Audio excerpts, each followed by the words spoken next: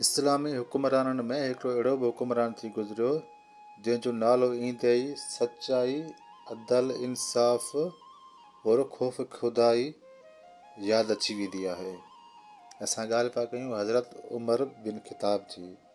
जॾहिं हज़रत उमर खे ख़िलाफ़त मिली तॾहिं इस्लामी रियासत तमामु वॾी थी चुकी हुई, पर पाण संदसि कॾहिं बि शाही ज़िंदगी न गुज़ारी, न मालनि में रहियो, न ई ऐश शौक़त वारी ज़िंदगी गुज़ारी, सदाईं सादगी वारी ज़िंदगी गुज़ारी।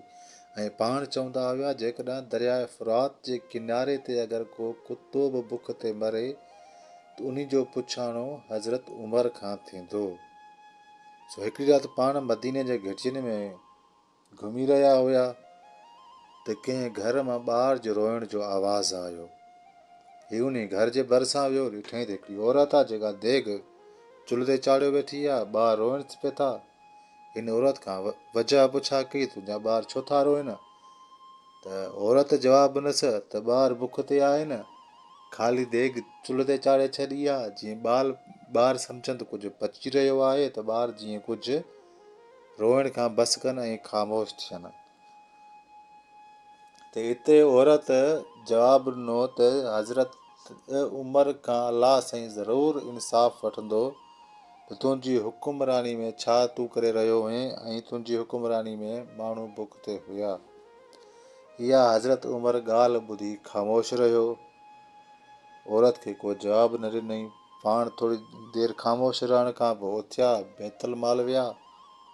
बैतुल माल मां अटो, तेल, खाधे जो सामान पाण खणनि पिया त उते को माण्हू वेठो हुयो। उन चयसि, हज़रत उमर अमीरुल मोमिनीन, मां सां गॾु सामान खणाए हलां? त हज़रत उमर जवाबु ॾिनो, छा तूं क़यामत जे ॾींहुं बि मुंहिंजो भार खणंदे?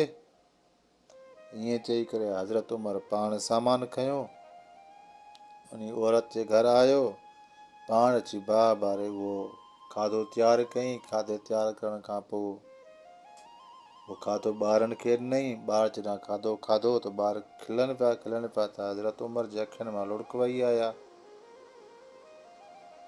औरत चयसि, तूं त हज़रत उमर खां वधीक इंसाफ़ वारो आहीं। हज़रत उमर जवाबु ॾिनसि त उमर मां ई आहियां। उन ते औरत हैरान ऐं ख़ामोश ऐं परेशान थी वई।